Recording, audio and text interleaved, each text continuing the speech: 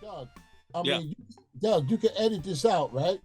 Yeah. You can edit this part out that I'm about to say. Yeah, I'll edit it. One of my main things is your demo. Oh yeah, nah. Look, Jason. Look, that's a big. Let me tell you, I'm part of that team too. Hey, You look, part of you part of that team too, Will? hey, look, dog. It is your demo, your rough. I don't Did I because just get because you know balloons why? celebrating over here? Yeah. Hey, look, I'll say because I'm competitive. I'm competitive Yeah. too. Yeah.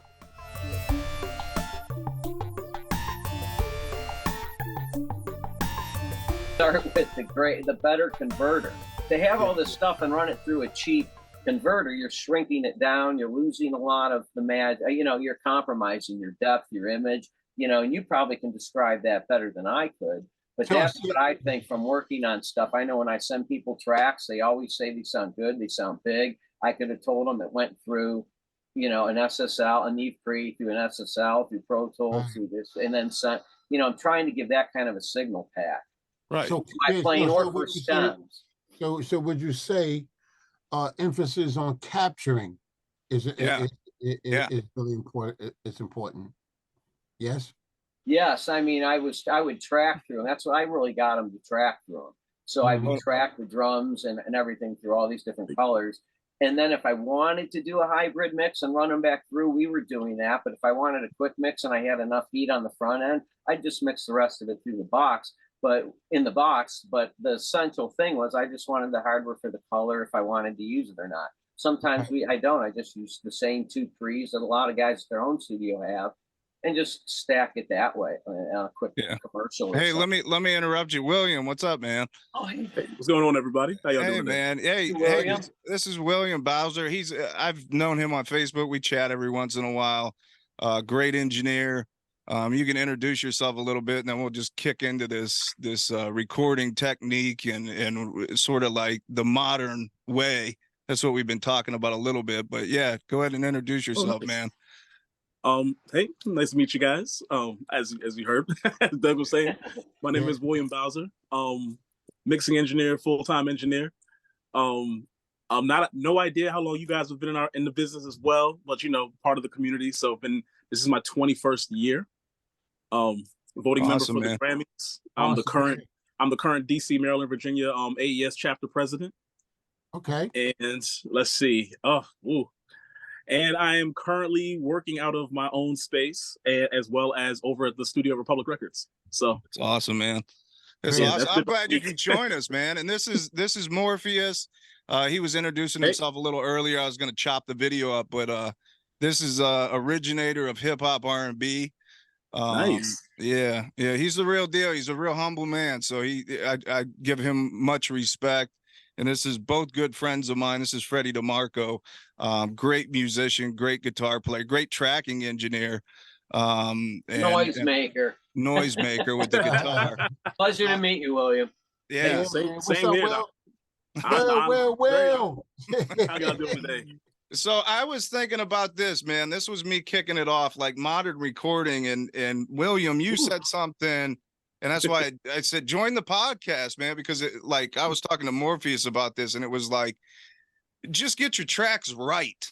Like, what are we talking about right now? Get the track right. You know what I mean? And we were just talking a little bit about that. But if you want to add to that real quick, just what do you see as an engineer? I mean, what's the things you see that you want to make a note of?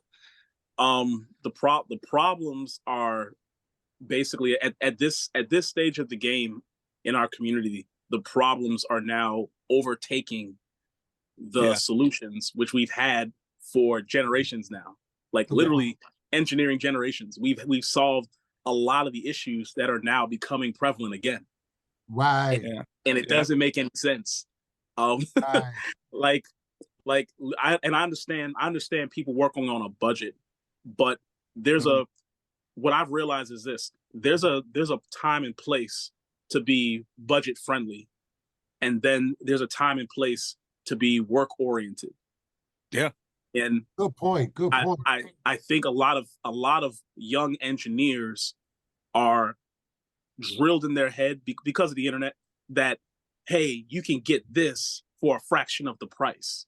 And sure, I get it, because again, most of us remember growing up in those days as well. Like literally when plugins first started coming out, we were all at the forefront of that. Oh, cool. I don't need to go get a hardware EQ. I can get this plugin. Yeah. All right. Right. Until you realize what that hardware EQ brings to the table.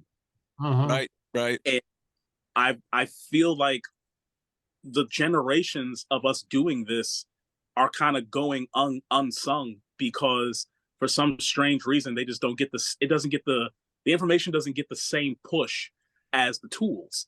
When in reality, if we didn't pick tools up, the tools would never ever be in the forefront in the first place. Very true, man. So yeah, like it's like that general. It's the general information that I feel like this generation is missing. Like, okay, the DAWs have made it super easy. Hell, they've color coded how to get a great signal. Right. Yeah, true. Yeah. Like, and then on top of color coding, we've had papers, white papers, pink papers, yellow papers on signal to noise ratio, again, for generations of engineers now. Yeah. Yeah. So you can see that in specs. I personally, my biggest gripe is I think it's been a very big disservice in our community to not read instructions. Oh man, you can't. I think now, true. I'm not saying that to put down the creative side that makes you say, let's just turn these knobs and see what happens. Yeah. I'm saying at some point, as I've gotten older, I've realized a lot of these companies, a lot of these men and women have put time into that product, and they want us to use it to the fullest of our advantage that we're going to use it for. So at some, here's a great example. At some point, we all had to learn what compression does and how to use compression. Right. But then another point came where we started to realize a compressor is a tone box. It's not just for compressing. It has a sound to it. There's a feel to it, and that's it why gives. Freddie's got so many behind him. Oh, look, see, but I bet you that most of them sound different, and that's the thing. It's true. Yeah. After a while, he probably got used to the difference between them, so it becomes muscle memory for what he wants to reach for. Yeah, right? So those imperfections become perfections. Exactly, and it's like, and I understand. I understand again, plugins we all have them. Most of us are probably hybrid engineers at this point because it's the times we live in. Right. But I still enjoy. It's kind of like opening the book from a CD. I still enjoy looking at the manual for a plugin. I still enjoy looking at my manual for hardware because let me find out what these specs are. Let me read this because I've learned that the more I know about my tools, the better I am at using them. Absolutely. 100% right on that. Like on 1073s, on some of them, if you go past a certain point, a third op amp comes in and they get real dirty. If you don't know that, you'll be running a different signal noise ratio. And if you have a certain type of singer, you may not want that filth. You want to keep it on op amp 1 or 2 and gain stage someplace else. So to know your gear, you really can make one piece go a hell of a lot further. Exactly. And then having a rack of stuff too. It will. I've got about 3 young engineers that I tutor, come to the studio, young guys. I'll put them, I take time to help educate them. And they got all these, like you said, DAWs and so, and not one person have ever read a manual. Of course not, because it's not cool. It's not cool. They didn't know what gain staging was. They didn't realize hitting the plug-in at a certain I will say this, and I know you're recording. I know there's a lot of engineers that we all know that they've made it kind of like their thing. Oh, gain staging is not important in the digital realm. Right. The problem with the things we say is it's not the fact that the other information around them isn't available. It's that the things we say get quoted and then sensationalized as absolutes. Yeah. That's true. So it's like, okay, I'll put it like this. I trust you guys. If you say, Will, I don't care about gain staging anymore, my mind doesn't say that you don't gain stage. My mind says that you're a professional. You've done this enough in which you understand the gain and riding gain from one thing to another, so you no longer care about it. Right. It has nothing to do with the actual, I don't gain stage anymore. It's like it's like, again, everyone takes it as the quote, not the full totality of the sentence, nor do they take it into the context of who's Right. saying it, what you're saying it about, the And why time. you're saying There's it. so much to it. You can't just like Yeah, say, there it is. Yeah, I get you know what I you're mean? saying. Like Yeah. everything is taken into absolutes, when in reality, everything is like cooking. Yeah. It's the little seasonings here and there. Again, a professional chef will tell you it's a cup of salt, but the reality is they can pinch it with their hands. Their muscle memory has learned to pick up a cup of salt.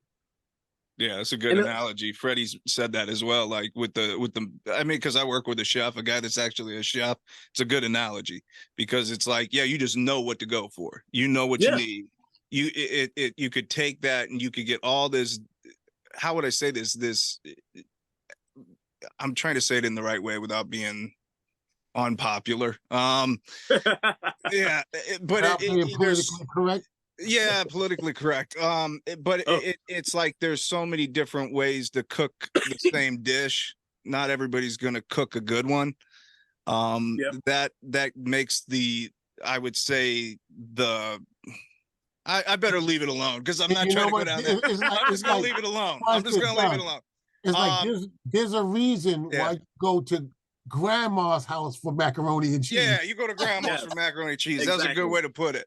Exactly. Yeah. So there's people that went through this education process to become professional engineers. It seems like there is the new engineers that have come out. They're sort of overstepping that in the recording process. And then I don't know how many times I've mastered something that wasn't mixed. And it just came straight from a house, and it's like, where's the mix, So you guys jump in on this, but that's what we're talking about. What is this? How can I guess me take responsibility being a little bit older and say, is it on education? Do we have to educate more? Is it, because I try to do the YouTube channel for years and help people. And that doesn't mean I'm always right, or every thought that comes out of my head's like, okay, that's exact way. There's no right way. There is right way with gain staging and procedures and things like that. But what I think, Doug? I think the focus in the last 10 years, especially 15 years, maybe even longer than that, has really become more on quantity over quality. Yeah. Okay. You know what I mean? Quantity over. So we're talking and we're approaching things from a quality perspective, right? Most of the people that are just doing things from their laptop with Fruity Loops and some of that, they just put it out, go, record, put it out, go, record. Yeah. You know what I mean? So the industry gets flooded with quantity, but quantity of what? Yeah. Quantity of trash. Yeah. That's just the fact of the matter, Instead of working on a big record and taking your time with it and using the art as that's the enjoyable part to me, Yeah. I mean, I get sessions sometimes to people that I didn't track, that people will send me to mix for them, whatever. And you know how frustrated it is to open up a session, and press play and say, let me see what's going. Because the first thing I do, I say, let me just hear what's there. Yeah. And listening to the quality is like, are you kidding me right now, bro? Kidding me right now. But how do we fix that? Like, how do you bring education to that? Dude. Will, go take it, Will. This is what I've learned, which has kind of brought me my success in these last couple of years. Yeah. You when it comes to education, we as engineers have to do it first. Yeah. So it is in my honest opinion, it is time for us to become higher and more highly educated on the business side. True. I agree with you. What I've learned is we have things that we're gaining as an engineer and producer community as well. The problem is artists have a low threshold of trust. Yeah. And because of that, it's where blind loyalty comes from. And we all know in our business, blind loyalty will burn an artist sometimes. Yeah. A lot of times, actually. It's the reason why probably a lot of artists will come to you and say, man, the last guy I was with, they did this, and man, and the last producer I was with, they did this, and man, it's that. Oh, that's a good point. That's a good point. Like the business side of the education that we all take part in. Yeah. It has to become more common knowledge. Excuse me. Yeah. So it has to be known, okay, these records are getting done. Mm-hmm. We need to get them done to a higher standard. Because I agree, it's more about quantity than quality, but that's because we're not teaching the fact of you need better quality to go with the quantity. Right. Right. Because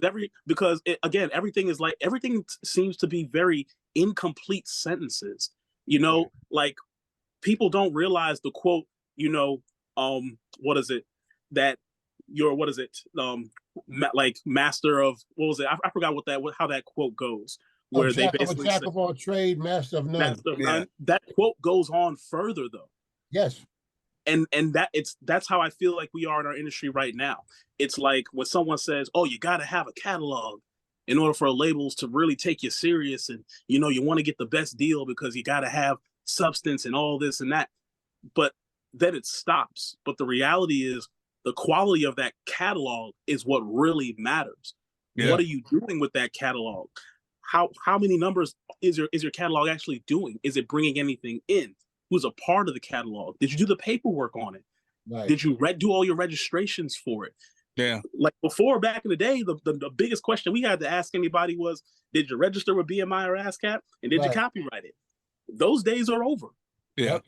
But that little bit of information is what's more prevalent than me asking an artist, hey, did you remember to sign up for Sound Exchange? Because here in America, that's the only way you can get paid for radio. Yeah. And Sound Exchange, what's that? What's that? And that's this guy in the top corner knows a lot about it. Morpheus. Yeah. Yeah. Look, yeah. And that's what I mean. Things like that. It's like these are prevalent. When we ask about certain things, a lot of things already exist. Some artists just don't know.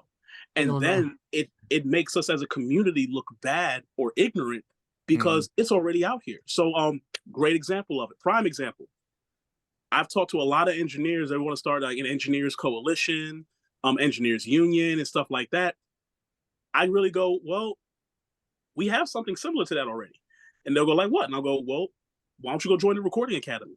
Mm-hmm. Oh, for what, man? It does this and I don't care about these awards and blah, blah, blah. I was like, I understand.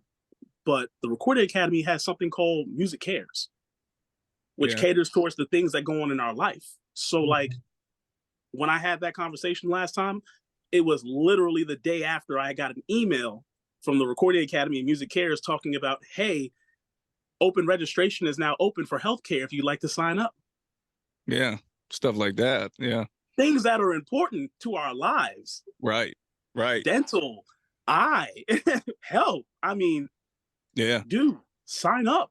If you say you can't get it, you say this is your world, but the things that we need sometimes just for us to do and be better are openly available. Again, information is that.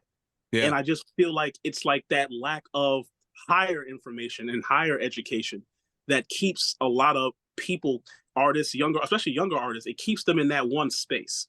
So like younger engineers will get early success, but a lot of younger engineers, until they get that validation, I start to realize they are probably the greatest number that suffer from imposter syndrome. Yeah. You know what? Will, have you ever heard of the Hip Hop Alliance? Yes. I'm part of the Hip Hop Alliance, right? Okay. I work with Curtis Blow. Curtis went to form this to try to create. I'm on the site right now. To try to create, like you was talking about, a union, if you will, that can provide medical insurance, life insurance, and these type of things for artists that when they retire they can get, you know what I mean, it's like pensions and stuff like that. So yeah, that's very powerful what you just said, what you was talking about. You know what I mean? I think that one of the things, Doug, that I think what a lot of the issues that I think is happening is or rather, what do you think this happened?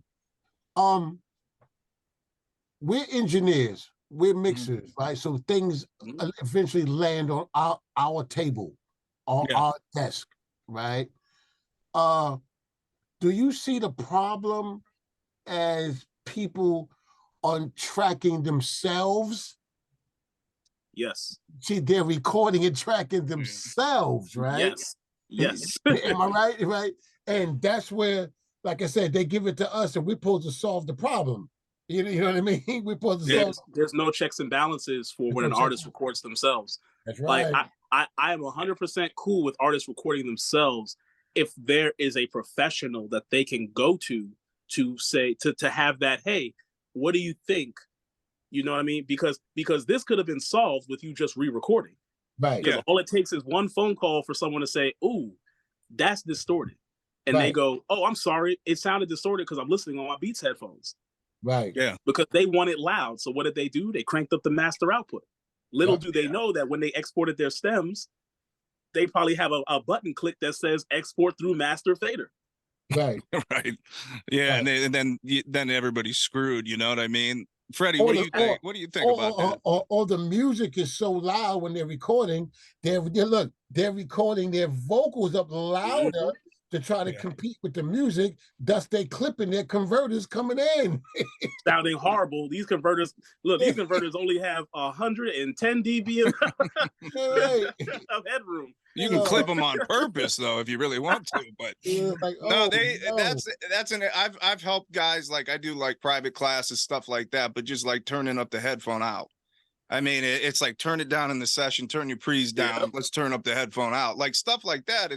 It could save a guy, if they are going to track. But that's well said, William. You said, have somebody there that's sort of facilitating it. And Freddie, how many times have you've tracked probably, out of all the people I know, you've tracked more than anybody, and you have more tracking experience definitely than me. I mean, can you explain that process if you're working with somebody or you're working with an artist? Oh yeah, I mean, when you're comparing to lots of maybe, I don't even know if you want to call them amateurs, but just people that are hobbyists that seem they do a little something, and on their own it says, wow, I can really do this. They're not thinking of the conversion, they're not thinking of the quality loss, even if they kind of know what they're doing, but they'll eventually hit a situation where they don't use the right mic or the right mic technique or the right mic placement. They hit the pre too hard, or bad signal noise ratio, not enough. And when that starts going over the course of 30 some tracks, 50 tracks, you got a real mess in your hands, and that's one of the things we try doing is like using our hardware and offering STEM services. And you could help a lot of things, but a lot of things you can't. I think my gripe would, if we were thinking of it that way, it's something to correct. I'd like to actually start with just before that and work harder on an arrangement of a song, the hook of the song. I just noticed in my luck of tracking, being as a player, I'm saying probably more than engineering, that it seemed to all come together for the engineers when the song was already great. It seemed like things were congruent. When you have a great idea, already we know what to use, how to produce it, how to arrange it, what keyboards, what sounds we're going to do, what libraries we're going to draw from, what real guitars we might use or not. You know what I mean? You could just tell when it's up front. It seems like in my world, we're spending, because I'm not working probably on the level you two guys are really working on a higher level. I'm working with a lot of people that are probably, they could have used an arranger. They could have used the front end to be better. You know what I'm saying? Like that works everywhere. We're not even starting with that. And we're spending all this time on the back end, all the way to the mastering. The guys even complain the master's done 6 times. The mix is done 40 times. They just don't realize they don't like themselves on it yet. They don't come that, but I'm not going to say, but we're trying to work with them. And then you're running into budget issues where we're trying to get 14 songs done for the price of 2 really good ones that could be used and not have to be redone. And they don't want to go back to the arranging. They don't want to go back to all that. So I think there's something more than just the hardware, software, I don't know how to run it thing. I think we have the same deficiency in the songwriting and arranging from the same people that we seem to get the track. You're probably an amateur all along the way, possibly. Against that would be, I do have some guys, so I want to correct myself. that are in songwriting circles that are very good songwriters. Yeah. Actually, and they just can't record. So I take that back. You have both. You do have. I do have guys that really write good songs, but they think they're recording well and they're not. It's like you can't even use the tracks.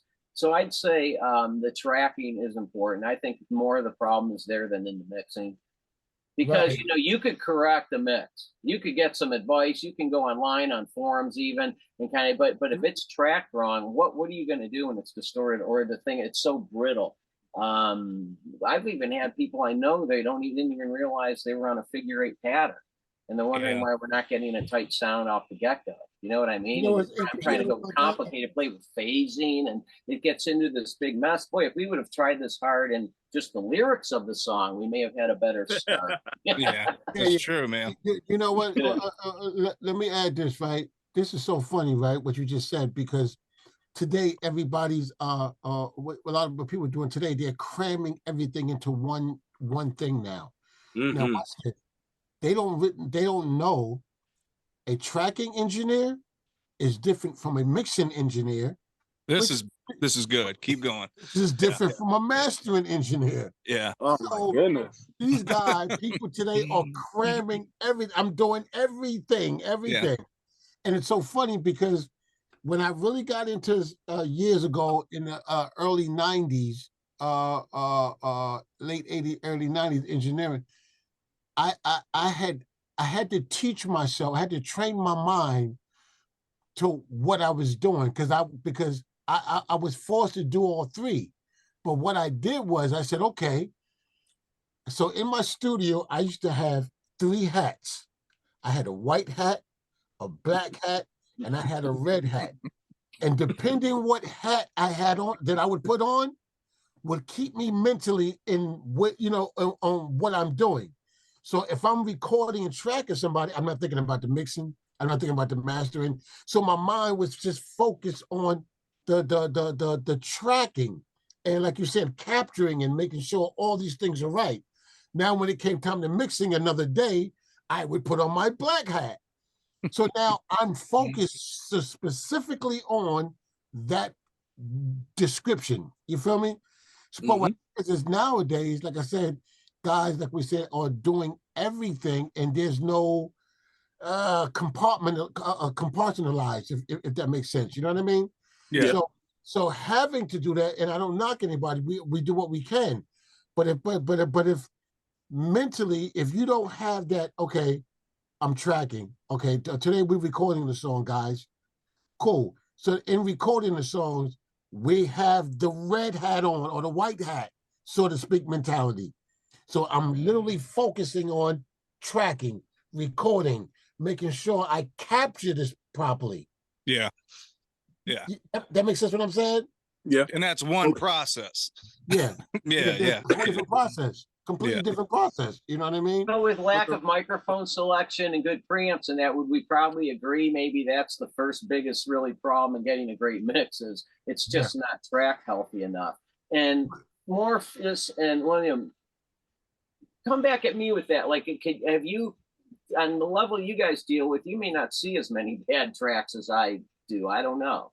What do you do? Okay, so is a lot of your work repairing and in surgery, or you should really just be mixing in a little bit of editing? I mean, I would say probably about half, literally half, because I'll say it's half because like okay, I'm gonna add on to what Morpheus said to answer your question, Freddie. It's because people have lost the objective mindset that this is a team sport. Yeah, right. There you go. They have literally it has literally disappeared. This game that we're in is a team sport. Right. Like there's supposed to be multiple chefs in the kitchen doing different things at different stations. Yes. And like you were saying, Morpheus, everyone just wants to sit at that one station. And instead of spending time where they're supposed to, they want to rush it, or they want to hurry up to get to this part, or they want to leave this part to go back to this part, but this part's not done, or something's half done, or they're doing it because they're on a budget instead of just being patient and saving the money. to get better for the budget. Yeah. They want it now, but it's Microwave. like, They want microwave. But they You know what I lack mean? the specialty in a lot of these different areas that they need. Exactly. See, when they're when not I even don't there. know stuff, I go to Doug because he's definitely more technical than me. So I'm always double checking myself. And then Morpheus, I knew through the project you were working on, you're the same way. I mean, it's all these Yeah. big, great projects you work on, man. You're asking questions, you go to Doug for a Yep. lot. So you're always double checking yourself because of the lack of the producer. My dad made commercials, and I could remember way back that he would be just simply a director. Then Yeah. I remember in junior high, he had to direct and produce. Those were two separate things. Then, because he did have a master's in English from way back, he wrote the commercial then. So as he became, the times were changing over the decades, he had to do all three of those as one guy. But I don't know if all the people could be qualified to do that. Right. And you have a weak script because the guy didn't know the English language kind of thing. So things are going back and things are getting convoluted already because they're trying to get one guy to do it. Certain special people may be able to actually do that, right? Right. Even even if you go way back and look at Prince, didn't he still have he still had engineers in there? Because we still have people that have an adaptable skill set, Yes. Yeah. and that's the difference. That's the biggest difference. It's like you said. So in using Prince as an example, Prince had an adaptable skill set.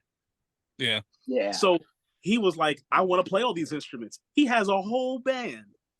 Yeah. Prince does not care because when it's that time, it's that time, and he wants to be able to do it when it's that time. Right. You know what I mean? But again, Prince has an adaptable skill set. And A lot of people just. Oh, you go ahead. I'm sorry. He's an exception to the rule. He's not the Yeah. rule. Exactly, and that's the thing, because again, with that skill set comes all the benefits that you get when not only when you just have it, but the fact that you use it. Right. Yeah. Yeah. You know what I mean? You know what's funny? Remember I said that earlier that we do everything as human beings from a reference point. Mhm. If you look at 98% or 99% of people who are successful, they have a team. They have a Yeah. team. Can't do You it need all a team. alone. Yeah. Absolutely. There's Right? only 24 hours in a day. I'm not. Yeah. Listen, man. I tell everybody all the time. There's 24 hours in a day. I've only got so much energy to give. Absolutely. I decided that I'm not giving my energy to these negative things or bad or this, that, dirt. Which means I have all this good energy to give. I'm going to split it between my family, my friends, my work, and the things that are going to help me and uplift me. But when those 24 hours are done, we start another 24 hours. And you know what's so funny about that, Will? It's not even 24 because you sleep 8. Listen. That is a dream. No one sleeps 8 in this business unless you have, like you said, unless you are highly successful. Yeah. Hey, all right, man. I'm gonna hit you guys with some questions I did write down. So it's like an objection. So this is one I'm ejecting all the time. Is it all about the money? Just think about it. Does this dictate what people do? Does this dictate what the artist does? Does this dictate? Just go off on that. Is it all about the money? Because people got to get paid. Do you want a yes or no answer, or do you want like an explanation to the explanation? Explanation. I would say no. The money will dictate how far you might be able to go in a particular instance. Good. Yeah. That's where I'll say it like that, because it's not all about making money and it's not all about spending money. Because if that's the case, at some point I want to make good money, but I want to be smart about how I spend money. And that should be how every artist should think. But that we all know that's not how they think. Right. And I'll say this, like everybody on this right now, I think we all got into this because we have a passion for music. We have a passion to make stuff sound great. I mean, William, I don't know. I've talked to Morpheus, Freddie. I bet if I talk to you for an hour, 2 hours, 3 hours, it's about the creativity. It's about the process. It's about this. Brings me joy. Yeah. Music brings me actual joy. Absolutely. So it's like, do you think I guess the question would be better if I said, does the money limit some of the stuff we get to do? Does it affect the budget? Does it affect the tracking session? Does it affect, you know what I mean? Do you mean our end or the artist end? Our end and the artist end. So William brought up a good point. He was talking about the business side of this, the art of this. So he sort of jumped into the question a little bit, but how does it happen where both parties benefit? Oh, dude, on the artist end, the answer is yes. Yeah. The answer is for me, it's an undoubtedly yes. Yeah. Because the money, the limitation of the budget will hold you back as an artist. Absolutely. Yes. That's because great now you, instead of having the freedom of choice, you now have to make hard decisions on money. Because I can't tell you how many times my mix is the master. Yeah. You know? That's true. And Lord knows, in my mind, I'm like, oh my God, a little bit more, just a little bit more. And it's not for the lack of skill. It's because at some point, even as a professional, you have to realize, hey, I'm at the end of my part of the job. Yeah. This can go further if such and such masters this record. And then, of course, we get the crazy questions. Well, why? Well, because they're in $1 million facility. Yeah.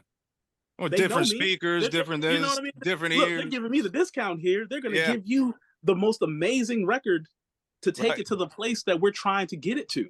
You know, it's funny. Well, I had a few times a couple of artists who came in to work with me, whatever, and they had very small budget, and they said, "I want my record to sound like Rick Ross or shoot, right?"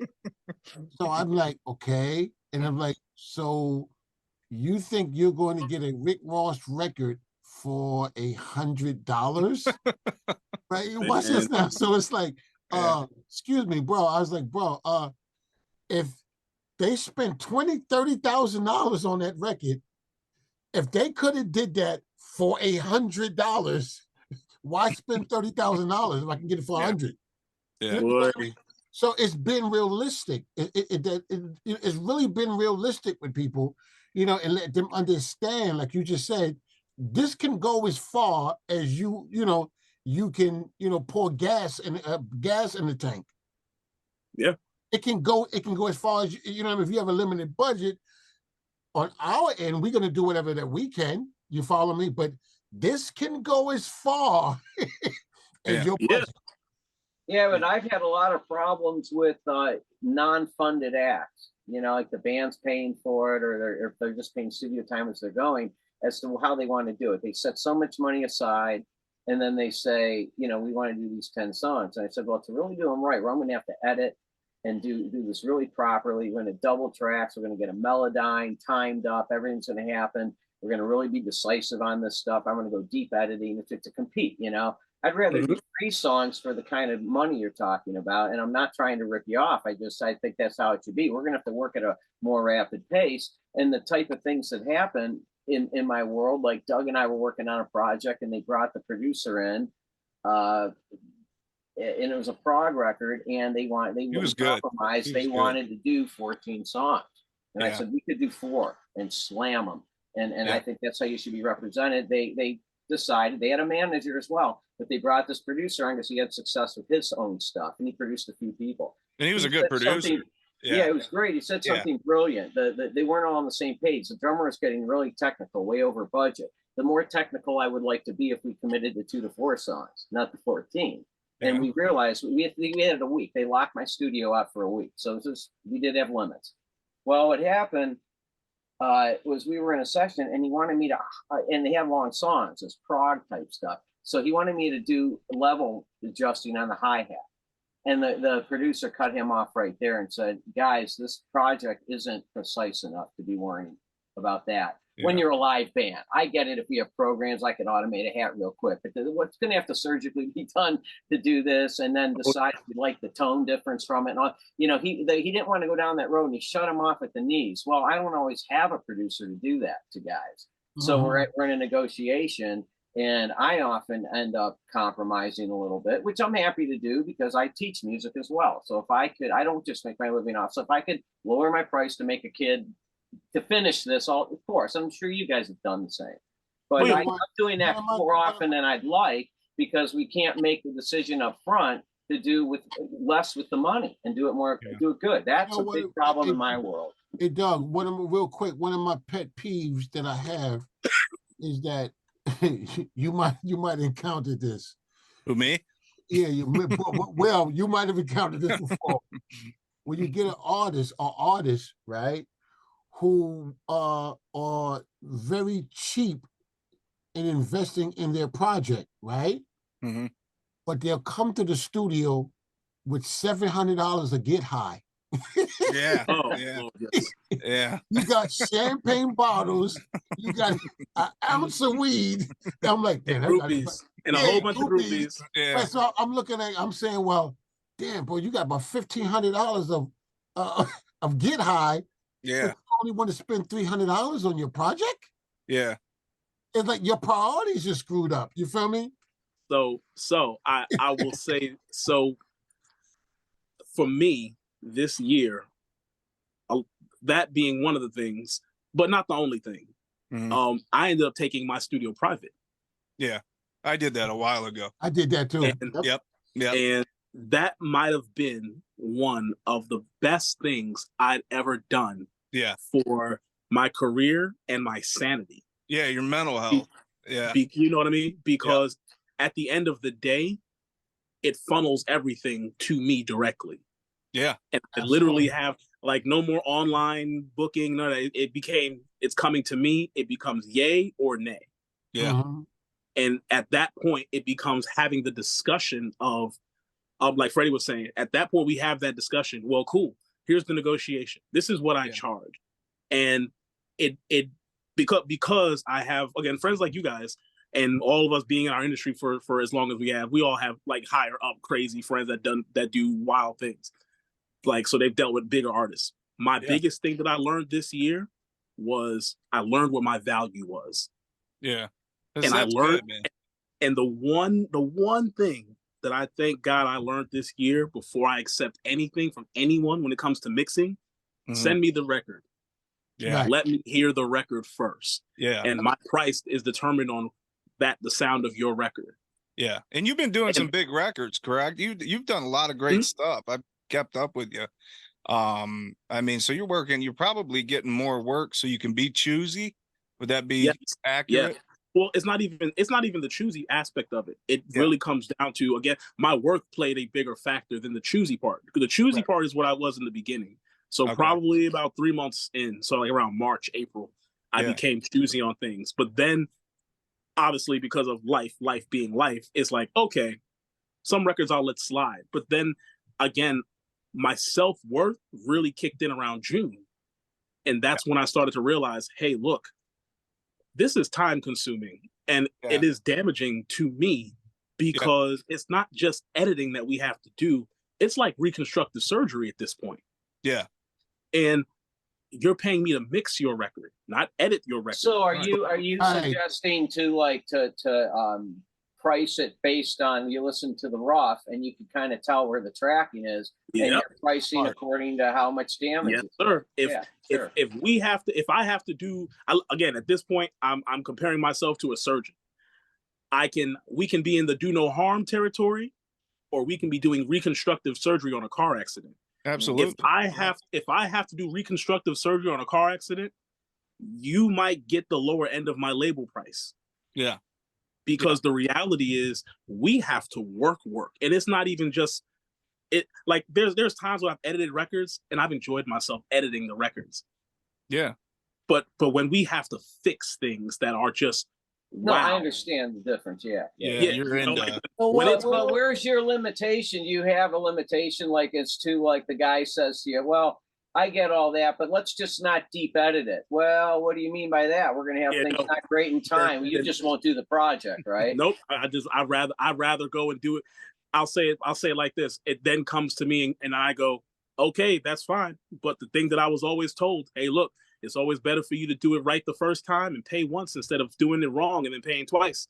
Yeah. And that is what I will leave them with, because that's what happens. Because when in the what is it? In the race to do it cheap, you're gonna find what you're looking for, which is someone that's gonna do it for cheap. True. But you're gonna get it for cheap. Yeah. It ain't And- gonna be top shelf. It ain't. And Yeah. and that's the thing. And what you run into when you do it, when people do it for cheap, is they start cutting corners, because Yep. what you want versus what you can get are two different things. Yeah, absolutely. And Doug, Yeah. Doug, you can edit this out, right? Yeah. You can edit this part out that I'm about to say. Yeah, I'll edit it. One of my main things is your demo. Oh yeah, nah. Look, Jason. Look, that's a big. Let me tell you, I'm part of that team too. Hey, You look, part of that- you part of that team too, Will? hey, look, dog. It is your demo, your rough. I don't Did I just get because you know balloons why? celebrating over here? Yeah. Hey, look, I'll say because I'm competitive. I'm competitive Yeah. too. Yeah. Because and it's not even against engineers. My competition is, at some point this record has to get released. And know Yes. who your competition is? Yeah. Everybody on the top 200 and everyone that's putting out a record that same day. That's If right. we can't, if we can't go out here and play the game the right Yeah. way, Yeah. if you want to purposefully handicap yourself, It's true. then That's what's I'd happening. rather just walk away from it. Exactly, Yeah.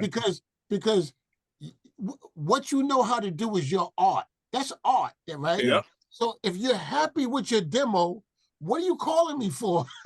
Go with your We demo. just had that happen. Yeah, just- look, we like I just- said, Doug will just master go it. with your demo, right? Because if you hire me, then I get a chance to work, to do what I do. Yeah. If you handicap me and say, hey, can you make it sound like the demo? No. Nope. There you go. Yeah. No, look, you are better off using isotope and rebalance at that point. Exactly. Yeah, you should almost just tell them to go do that. Yeah. Yeah, like That's- you might as well, because if we can't, I'll say it like this, right? When I mix a record, it is the one time in my life that I get to do something that most people will never get to do. Yeah. And having gear lets me do this. Having knobs lets me do this. I get to touch the music. Yeah. Yeah. Yes. Yeah. yes. And that's what you're literally- good at. And that's You know what what I you mean? do. And Yep. literally, not even figuratively, literally, when we touch a sound, we can change it. Yeah. Yep. And at that point, our preference and taste influence everything we touch. That's true. So if I'm not allowed to do that when I get someone's record, then I don't want to do it. Because Yeah. again, that's where my passion and my joy lie. If you say I it's can't, taking all my mental and my Yeah, health and my and- joy, just take it away. you know, Yeah, I might as well do if something I else. can't do that, exactly. It's like, you could pay me whatever, but if you're telling me I can't do that, then I don't want it. What's Yeah. the purpose? Yeah. What's the point? I can take this cheap record and still have the joy of mixing it because I enjoy the artist and they at least paid enough money to do it right. Yeah. And I can say, you know what? I like this record. I'll do it And for that's like not a $300. sly on the artist. Like I Not think at what you all. just brought up is a great point. I had it written down on my iPad as questions. It's the same thing, creative control. Morpheus, you brought that up. Yeah. It's like this is what you do. This is the team effort. This is the team effort. We're back to Mhm. that. And it's like, hey, this guy's great at this. This isn't a sly on the artist. And that's another thing. They think, oh, well, I can do this myself. And that's a pride issue. I get it. But it's like, hey, this is what this guy does well. Let him do it. That's his art, correct? That's what we're talking And about. look, Yeah. real pride is when you take pride in what you do, though. Absolutely. Absolutely. So it's like, You know? it's not a lot of artists today. And I want to point this out to the artists that will watch this, because a Mhm. lot of guys that watch my channel are aspiring engineers, aspiring musicians, artists, producers. They just like, how do I get a better sound? What William just said, what Morpheus just brought up is absolutely great. Okay, this is a position. This is just like you were talking about, recording, mixing, mastering. It's a position. Okay, it's what I do well, and you have to let go of your demo. You have to like physically, mentally let go of it and let these people do it. I mean, I've heard William's stuff, I've heard Morpheus's stuff, I've heard Freddie's stuff. It's got a sound, and it's a competing sound that they spend a lot of time on. Correct? That's right. And Yes. and learning these tools and reverbs, compressors, EQs, conversion, different rooms, different speakers, how's it going to translate, all that stuff. And that's stuff that as a musician, yeah, either play that role or play this role. So I think that was a great point, what you guys brought up. So Yeah. somebody can jump in. I just thought it was a good point. I just wanted to bullet point it a little bit. You know what I mean? Awesome. Yeah, but that was me and Doug just went through that. We did. We did. We Yeah. literally just Yeah. went through that a couple of days ago. Yeah. So what are you doing, man? Like you don't want us to touch it? Like you don't want us to like? And then he says, yeah, well, I like mine. And I'm like, all right. Okay, we're done. We're done. Yeah, like, but it shut off. I mean, I've done it long enough. I've been in this business long enough. I just, okay, cool. You know, it's not You a know what, fight. though? Well, I Not, gotta adopt that. Will, I appreciate that. I really gotta adopt that position that yeah, you said. It's like, let me listen to the record first. that's a good idea. Yeah, I'm glad. That's a, Yeah, that's a very because it's like it again. It lets me gauge it, and then again, it's part of the conversation. yeah. You know what I mean? It has to be part of that conversation because again, I listen to the record and go, wow, okay, I like this. This sounds really good. You know what? Yeah. What's your budget that you're working? Like that's the difference between me asking what's the budget you're working with and not caring what their budget is because I'm going to work on this record anyway. Yeah. Mhm. Yeah. Versus me saying, all right, look, I have a lot of work to do. I have 2 assistants I'm going to have to give this to, and they're going to probably take about a day or 2 to edit this to get it to where we need it. Yeah. Right. So what are you looking to spend? And we can kind of discuss where it goes from there. Yeah. You see what I'm saying? Like there's a different tone of conversation that we have when it's something that we're like, man, this is really good. And okay, this ain't bad at all, actually. And I like this and I like this. And maybe might tweak this a little bit, but it's because now my wheels are turning. Yeah. Mhm. And that excitement, my passion is showing. Right. My joy is like, I can't wait to I want to be a part of this one. Yeah. And that's and like to people that are watching out there, I think William's talking, and correct me if I'm wrong, but you're talking about just you're hearing the recording, you're hearing the record, you're hearing how it was tracked, you're hearing, oh, this is something I love to do. Like so it's not just this isn't like Simon Cowell. This guy's good, this guy's bad. This is us watching a cooking show. Yeah. And they just gave me a A5 Wagyu steak and told me to look, we're gonna give you this steak, impress us. And I go, yes. And I'm going to look, I will have this dish ready in 10 minutes. Yeah. You see what I mean? Like because it's like, yes, this is what I asked for. Right. Yeah. So man, I don't know if you guys want to add anything else. I think we've been on here for a minute. And I appreciate all you guys taking the time to do this.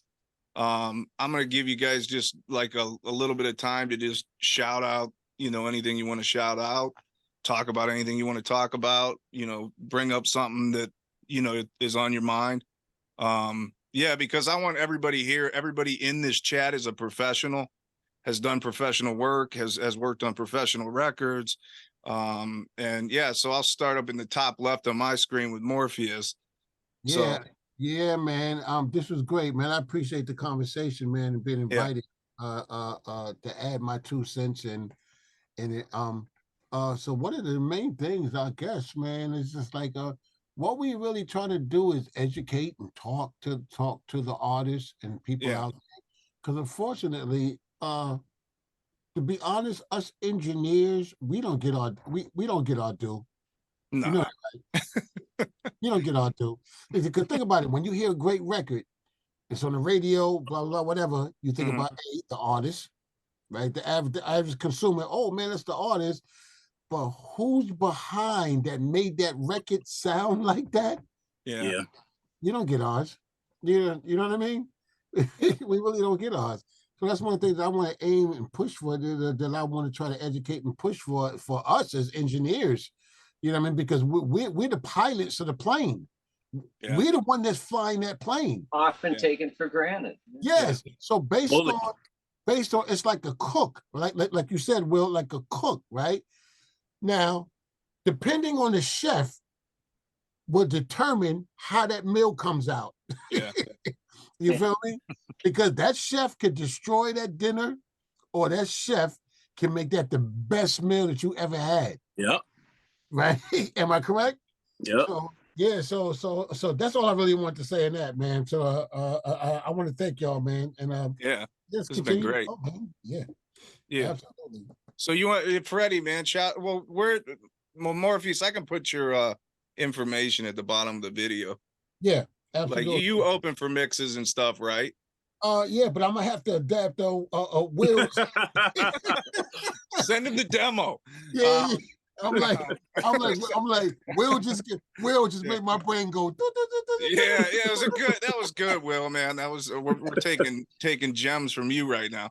Freddie, you got anything else to say real quick, man? I just want to thank you guys, the three of you guys hanging with Yeah. you. It's been wonderful. And Yeah. I think to sum up my opinions on things, I think that prioritizing, and everyone knows that, but I think to not be ignorant about it's like learn what should I prioritize, which means artists should learn about the songwriting, the arrangement, the value of a producer, the value of the gear, certainly the conversion and all that stuff to keep everything at a high level when you do it, you know, to not, you know, if you want pro, you can't deal with toys, to understand what are the important parts of this and to prepare for that, you know, and I'm big on that. I would rather do great work on less tunes for your money than try to fulfill a whole album of stuff we don't even have enough money to edit it properly.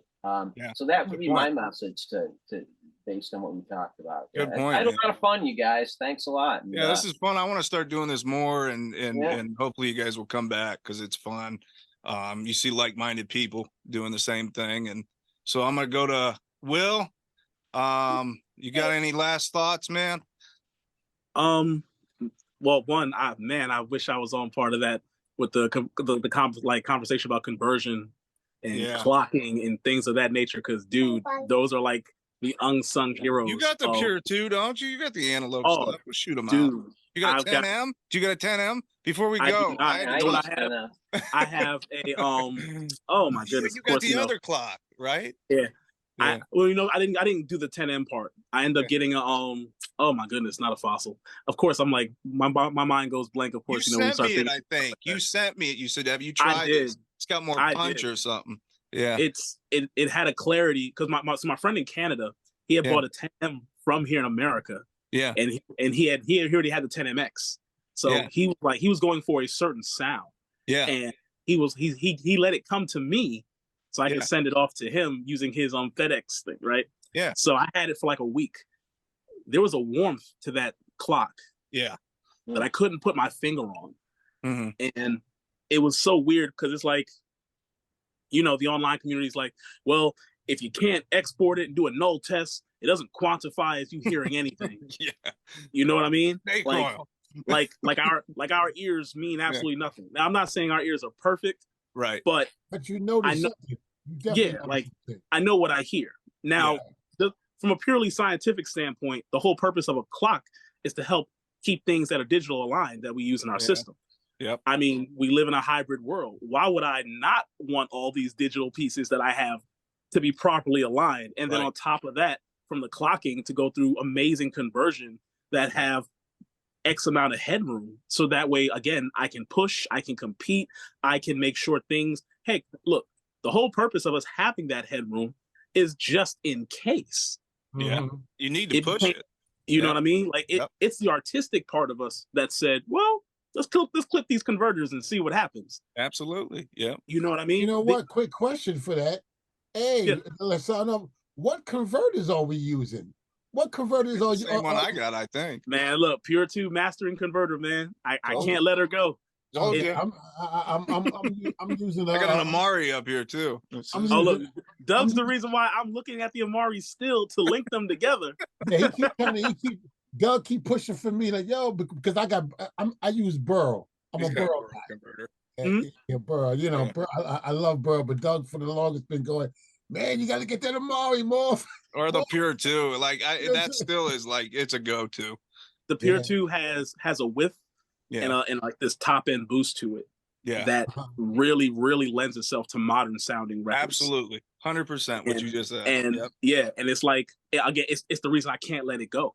Because what I used to do, I used to do the in the box trick like everyone else did. I would have like an imager on the mix bus to give it a little bit of width. Yeah. Or my buses to help it give it width. With the Pure 2, I don't have to do that anymore. Yeah. Really? Just running the tracks through there, the image is enhanced. And it's not in that weird unnatural way. It just is. Yeah, it's not over processed. It's just got a high end that you can't put your finger on, but it's there. It's just, there's an image. There's a whole image up top a little bit. Exactly. Yep. You know what I know exactly what you're talking about. And it's something, it's that. It's things of that nature, those pieces Hey that Freddie, give you your sac. What converter are you using? I have two 8-channel Lynxes, a 16-channel Lynx, and an Omni Ooh. all hooked up through an OCX Oh, you big block boy. and a 10M. So Doug got me in on the 10M and OCX, and he did most of the navigating, all of it really, of all this. It was his idea of how I'd run this. And Well, I'm it really doesn't happy work. with the headroom. I mean, I did notice the 10M. I noticed if it's not on, my bass is different. Yeah. Like if I had to go do a remix pre-10M and it's through the 10M, bomb, my bass is booming and all that. Yeah, it's good with those things. But it shows you that it's really happening. But no, There's I'm a- getting there's a better roundness to image, that too. better width, better dimension through a mix. I noticed that right away. It was no joke for sure. Wow. Yeah. Yeah. The Lynx is warm. It's got a warmer sound. It's got more of a low mid sound, kind of. And I just haven't upgraded. I've had that for a while now. That's why I'm listening to you guys talk about these other converters. I've been thinking about it, but I'm running so many channels because I was set up pre-COVID. My studio, I could have a live band happen. We could go live on it. Whereas I still have that gear, so I could pump a mix. What Doug, what is? I think I could run, even if I wanted to do 7.1, I would still be able to dedicate the Omni to that, and I would still be able just to have 8 38 channels of all my 2500s Manleys, and I could do an outboard mix. I never do it. I haven't done it since COVID because I keep thinking I'm going to move back in the building. Right. And I don't want to hook it all up, right? Yeah, but I He's do gonna run fall my through the pre's floor. and everything. I'm overdubbing here. I don't do my full live band or drum sessions here. Yeah. So I just He's got 38 channels, like 2 SSL bus three SSL bus compressors, right? Well, I have an SSL bus compressor. I have 2 warm ones in the same way. And I have then the a API. Stanley Very and a 2500 API and It's stuff sick. like that. I have fun with it, It's good stuff. Yeah, he's got awesome gear. So, William, I'm going to end with you, man. Any final thoughts? Because we got on that converter. Yeah. But that's I know. we'll have to do another video talking about gear or something. Oh yeah, definitely. That's a lot more enjoyable. I mean, for all of us. But no, this has been super fun. It's fun learning off you guys, all 3 of you. Yeah. Nah, definitely, man. I mean, my last thought would be, I would want an artist to educate themselves. Don't just think the creation part is where it stops, because that's just one aspect of the thing that we do in the business side of things, as far as how far you can go, because it's not always all about money. Sometimes it's really just about your willpower to go forward and connect, network, and things of that nature. That is probably in the top 3 things that an artist could or should do as well. But I do want people to realize that, yes, what we do, highly important. How we do it, extremely important. And the time we take to give it that TLC, that's where the magic happens. Yeah. When you go, wow, it's because of that time, that love, that care that went into getting it to the wow. Those edits, those simple to you, we look at them and go, will this break Mount Rushmore, or will it just be cosmetic? And things like that, because it's our job, matter more to us sometimes than you probably think it does. Never want to put an artist down to say something matters more to us than them. But I think sometimes, because we play such a backfield role, that people might underestimate how much we actually care when people have their music in our hands. Good point. That's a great point. Anybody else? That was a great point, man, because that's you're saying exactly how I'm feeling. Morph, anybody? Because I'm about to end this. This was great. No, we got to do this again. We do have to do this again. William, you be back on if you can. Oh, dude, whenever you want me, man. I'll be here every week if you want. I appreciate it, man, because that was the goal. Get more of a community going. Freddie, I thank you for being on here. Morpheus, thank you. William, thank you. I'm gonna hang up, man, and if you guys want, I can make the video available. Make sure that, if you need me to share it, if you want to share it. This was awesome, and hopefully somebody gets some education out of it. So absolutely, definitely, thanks, guys. Great. All right, man, you confettied me up. Confetti! All All right. right, man. I'm gonna hit end on this. And it All was right, great gentlemen. All Great right, Very talking good. to all you guys. all right, peace All right, and man. love, All right, man. man. We'll see you. Peace.